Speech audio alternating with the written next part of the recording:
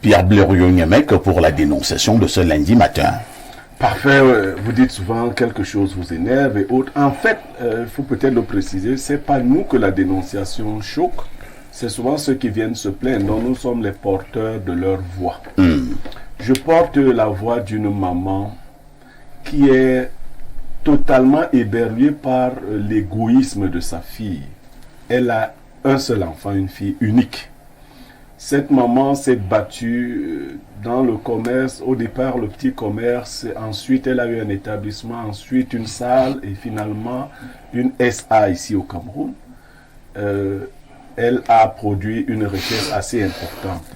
Malheureusement, la maladie l'a frappée. Un AVC violent, elle en a eu 3 déjà. Elle est donc évacuée de 3 AVC. Si elle n'était pas dans un pays où le suivi est ce qu'il est, elle serait déjà morte. Sauf que, quand elle a été évacuée la première fois, sa fille unique a commencé à dilapider ses biens. À les utiliser de manière vraiment sauvage, à faire la fête avec les amis et tout le reste. Elle a donc pris des précautions avec l'aide des amis notaires ici sur place pour qu'on sécurise certains de ses biens. Sa fille en temps est tombée enceinte d'un monsieur qui lui enceinte les femmes comme ça parce qu'il a déjà... C'est son job là. Oui, il a déjà enceinté il a 3 enfants avec 2 autres filles qu'il a enceinté et c'était une 3e fille qu'il a enceinté pour un 4e enfant. Une 3e victime. Et c'est sa maman depuis sa maladie de l'autre côté qui a financé la grossesse, l'accouchement et tout le reste. Elle a failli trépasser la jeune fille lors de cet accouchement qui s'est très mal déroulé. Mais grâce à Dieu et à l'argent de sa maman, elle a été sauvée.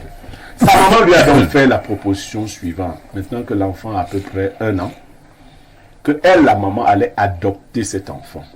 Parce que sa maman vit aux États-Unis et l'adoption apporte beaucoup de privilèges. Elle lui a dit, je suis diminué, mais si j'adopte ton fils, qui est mon petit-fils, il aura un certain nombre de privilèges ici. Et au finish, il pourrait avoir une vie épanouie. Sa fille lui a dit qu'elle allait réfléchir. La maman n'a pas compris pourquoi il y avait ce hic. Après réflexion, la fille lui a dit non. Je ne veux pas que tu adoptes mon fils. La maman a cherché à savoir pourquoi sa fille refusait. Et elle a découvert que la fille a fait des recherches et s'est rendue compte que si on adopte son fils, il sera cohéritier avec elle. Oui, c'est la conséquence. Et c'est ce que la fille refuse pour son propre enfant. Elle veut être seule héritière des biens de sa maman et refuse que son fils à elle cohérite avec elle. Sa maman m'a dit, elle m'a envoyé le message là tout de suite, qu'elle lui a dit que bon, si je n'adopte pas ton fils, je vais adopter d'autres enfants. Là-bas au Cameroun, dans des orphelinats. De toutes les façons, tu n'auras pas mes biens toi seul. Et donc, elle a voulu que nous dénoncions cette attitude qu'elle juge de égocentrique, d'égotiste, de... Moi, bon, quand elle m'a raconté l'histoire, j'avais froid au dos. Ce d'autant plus que pendant même sa période de maladie, elle n'a pas souvent eu le soutien de sa fille, qui ne sait lui écrire ou l'appeler que pour lui poser des problèmes d'argent, faisant le chantage autour du fait qu'elle est enfant unique. Donc elle, vous pouvez comprendre, c'est le cœur d'une mère, elle a beau dire qu'elle a durci depuis un certain temps, mais elle se sent en ballottage défavorable. La fille, Pierre Blériot, a à peu près quel âge? Cette année, elle a 28 ans. 28 ans. Elle a quand même fait des études? Oui, elle a fait des études. Elle a fait des études, mais elle ne fout rien. Elle ne fout rien. Sa mère l'a d'ailleurs envoyée faire des études en comptabilité parce qu'elle voulait que sa fille prenne en charge bien gérer le patrimoine. Structure. Mais rien n'y fait. Hein. Très bien. Alain Douk, votre réaction? Voilà une histoire assez émouvante, même si c'est un tout petit peu dans le mauvais sens. On a là véritablement, quand j'ai écouté Blériot, le parcours d'une véritable lionne indomptable. Parce qu'elle a commencé par des petites marches. Tout à fait.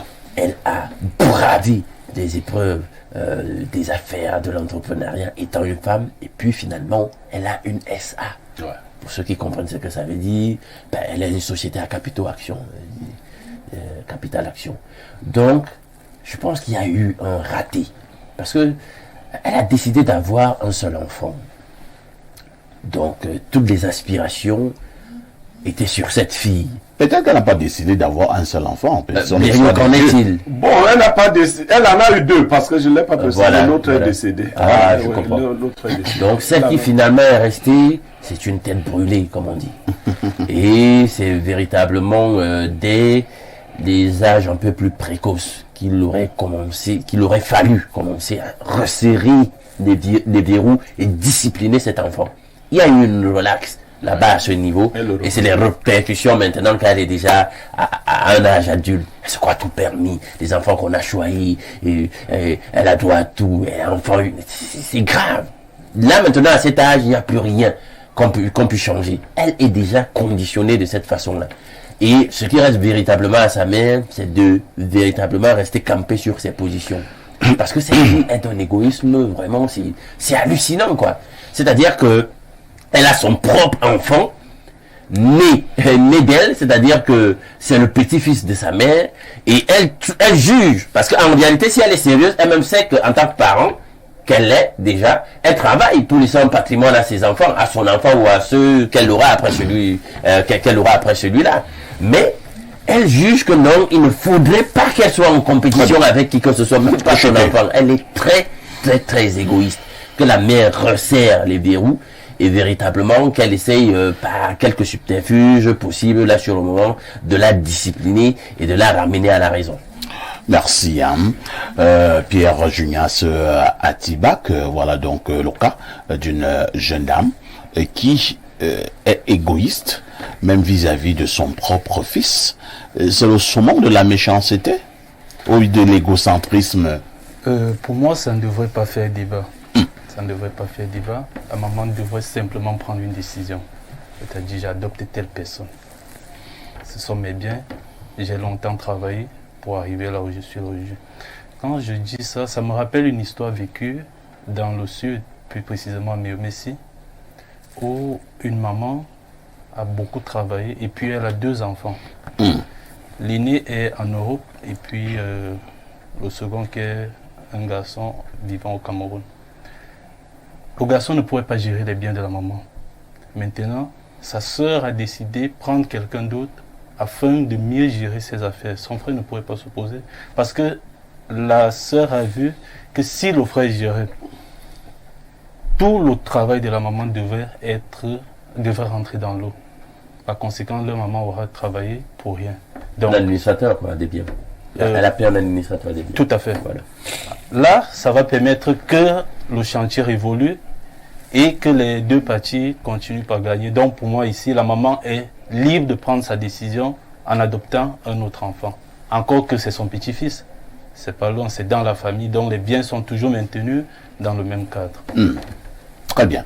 Bernard Owona, c'est vrai que Alain Dour a commencé par le relever, Pierre Blériot l'a confirmé. Ça, c'est également le cas des mamans qui ont passé le temps à chouchouter les enfants. C'est-à-dire qu'un enfant commence à faire un problème à la maison parce qu'il ne veut plus prendre du café avec du sucre. Et il veut maintenant du miel à la place du sucre. Il ne veut plus le pain de tous les jours. Il veut maintenant le pain complet. Et il boude. Il dit que ce matin, il ne prend pas le petit déjeuner. Et la maman commence à supplier. Voilà les conséquences.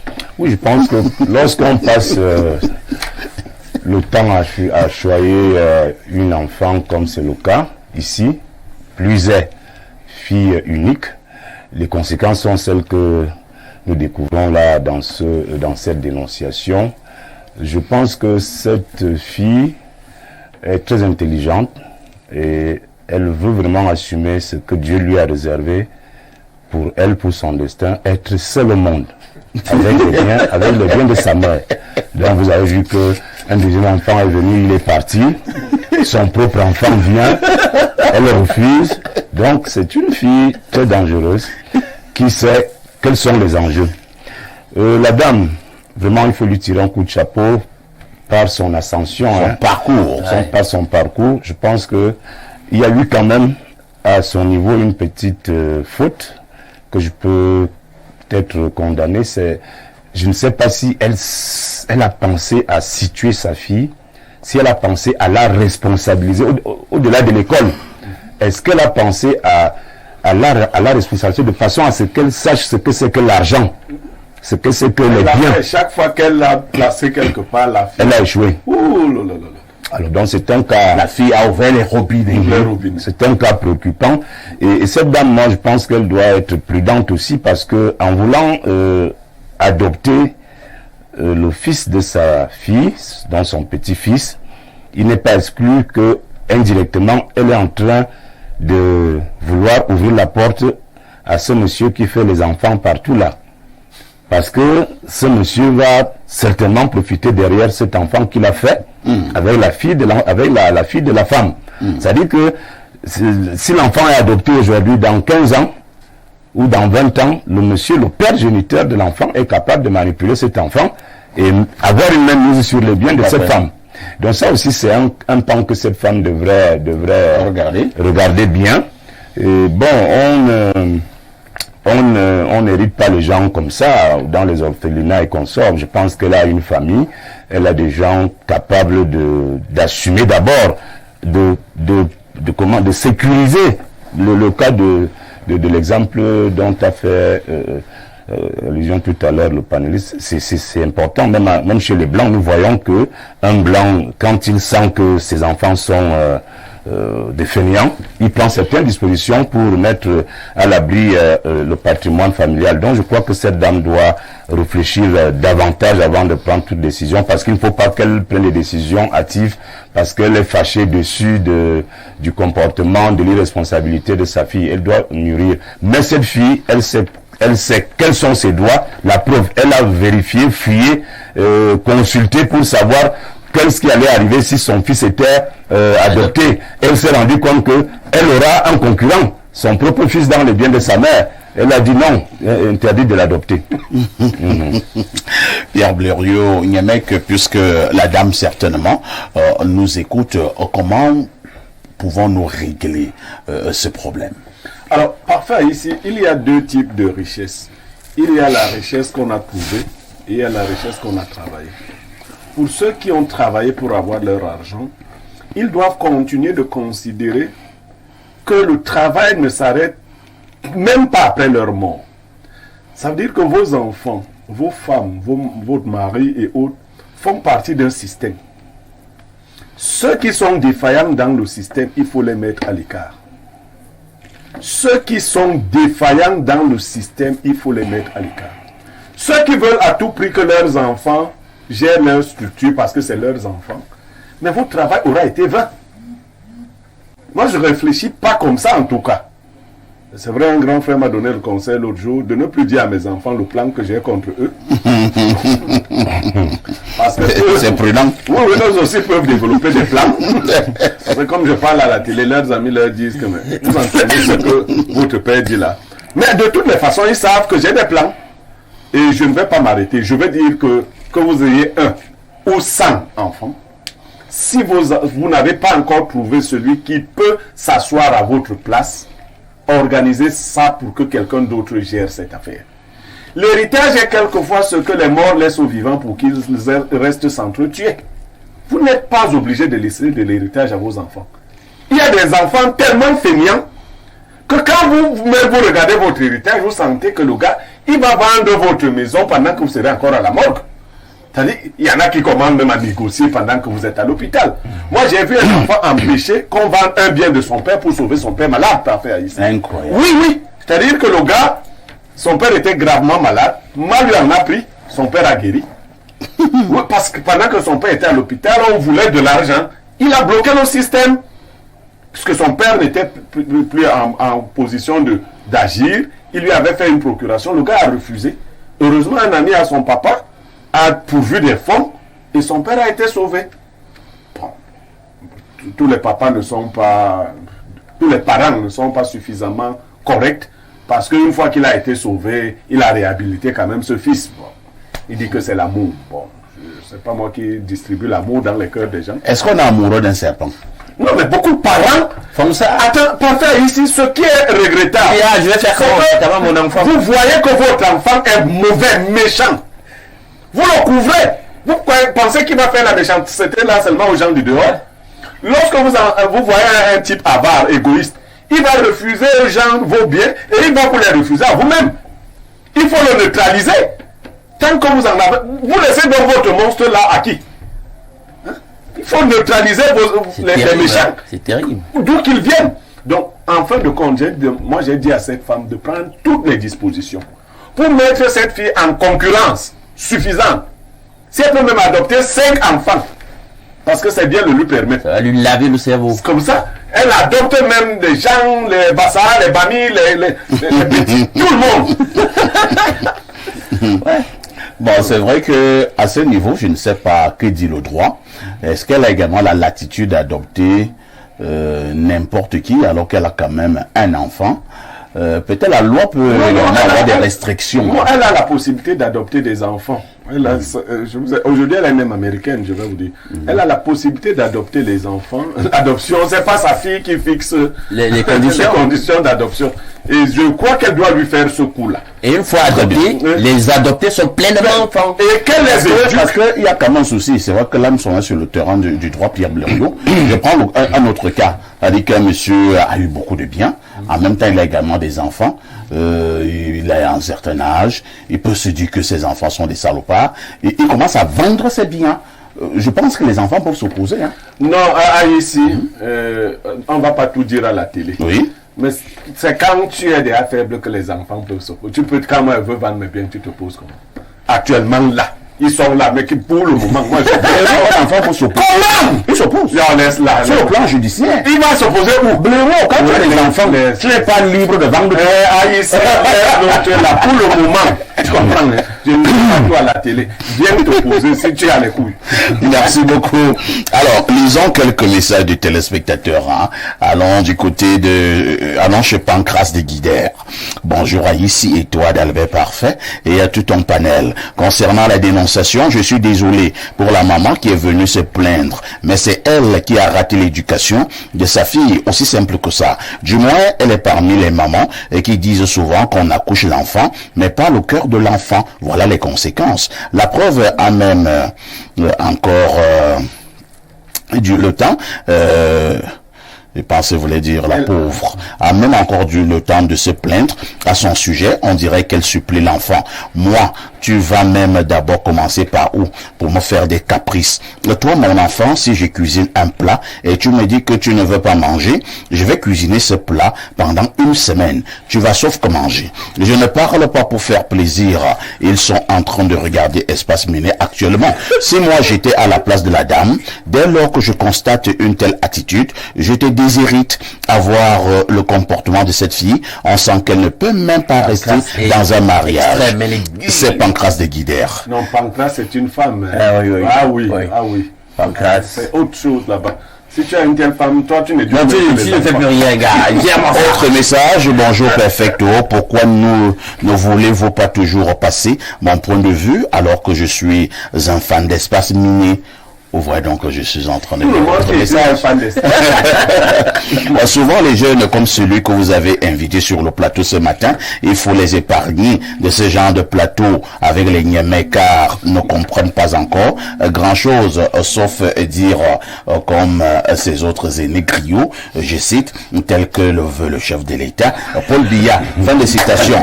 Dites donc à mon petit d'éviter ce couloir, si c'est encore possible. C'est Indie Anselme à Yaoundé. Ouais, c'est comment? Laissez le petit là tranquille. C'est son point de vue. Autre message. Bonjour Espace Miné. Ça peut paraître surprenant, mais c'est selon moi une bonne nouvelle qu'on ne puisse plus autant aller au Canada. Les choses doivent changer dans ce pays et si on ne se révolte pas, il n'y aura pas de changement. Toutes ces immigrations massives récentes sont savamment orchestrées afin de baisser les frustrations locales et réduire au maximum les chances de révolte. L'immigration étant réduite, les Camerounais asphyxiés par le poids de la vie dure et de la malgouvernance chercheront à se libérer coûte que coûte. Moi, je vois que toi, tu as un autre plan. Mais il décrit son plan. Mais Tu as un autre plan. il te déroule ça. Il te déroule ça. Comment ça va se passer? Je m'arrête, j'arrête cette lecture.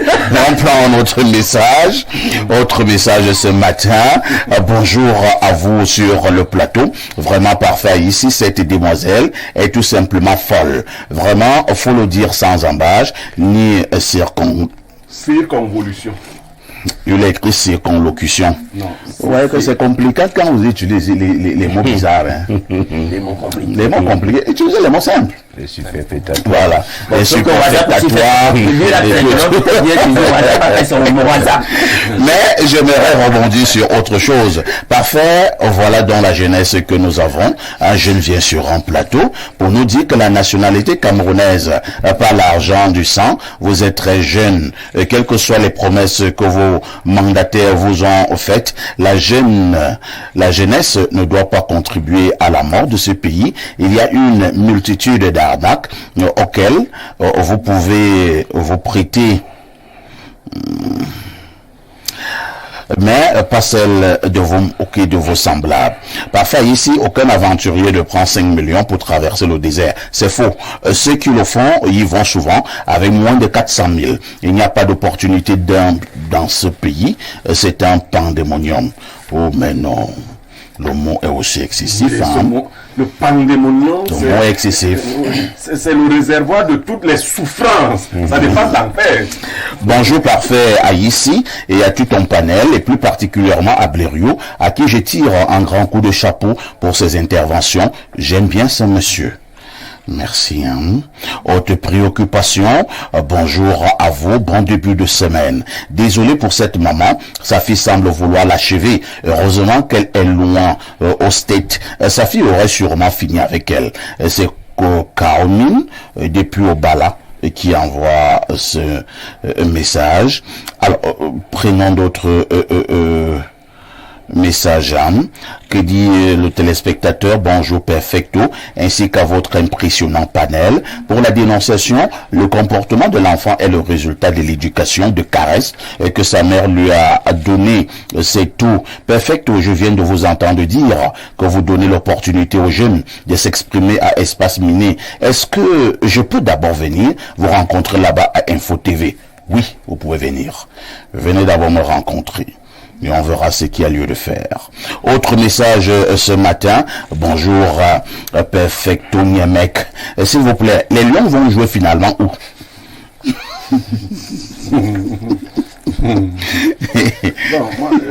Je ne suis pas l'actualité. Les Lions vont jouer où? Bon, ce n'est pas la dissertation. Ça qui est dangereux avec les Camerounais. On peut répondre à Garoua. non. À Garoua. Non, les Lions. Bon, moi il faut la question à Ben. Les Lions indomptables. Oui. L'équipe sera au Hilton. Ah, est-ce qu'il a demandé Non, ils seront au Hilton jusqu'au 6 septembre. Ils seront toujours là-bas. Le Marc Brice sera à Yaoundé. Le MINSEP sera à Yaoundé. Le Niès sera à Yaoundé. Il est possible maintenant que les Namibiens soient à Garoua et la FECAFOOT à Garoua. Voilà. Les Lions vont jouer où? Moi, je réponds simplement, de par les textes qui régissent l'organisation des matchs d'une équipe nationale, les Lions vont jouer à Garoua. Bon, si tu viens souvent ici, hein. Oui, bien sûr. Le conseil que tu as donné à l'enfant. Oui, c'est ce que je dis. Le 7 n'est pas loin. Le 7 n'est pas loin. On peut habiter ici. Oui. Le 8. Toi, tu peux aller jouer dans le stade de quelqu'un qui a les clés, il a fermé. Comment tu dis ça? Le match va se jouer à Garoua. Ceux qui sont au Hilton vont rester au Hilton. Et qui va ouvrir le stade? Ce qui va nous arriver, va nous arriver. Qu'est-ce que vous annoncez? C'est quelque chose va nous arriver. Oui, quelque chose va nous arriver. Qui va ouvrir le stade de Garoua? On sera disqualifié. Est-ce qu'on t'a dit que l'escorte qui devait amener les joueurs depuis 2 jours? Moi, je continue avec le vote. Vote Garoua. Les Lions votent Yaoundé. Alain dit que les Lions vont jouer où? Là où l'ego aura été perforé. Non, c'est pas qu'il ouvre l'ego perforé. On peut le faire, on comprend rien. Au stade de mission, on ne connaît pas les égos perforés. Ils vont certainement jouer à l'Omnisport ici à Fandena. Alors, jeune président, les Lions vont jouer où? Naturellement à Garoua. À Garoua. Mais tu es un président qui s'oppose à C'est l'État. Maintenant, on lui a posé la Tu es question. le président de l'opposition, hein. Ok. Bon, ça fait 2-2, hein. Ah bon? Bon, et la dernière voix, c'est le présentateur qui doit nous départager. Les gens vont jouer au présentateur. Les Lions vont jouer à Yaoundé. Voilà. On a perdu. À tout de suite pour la suite.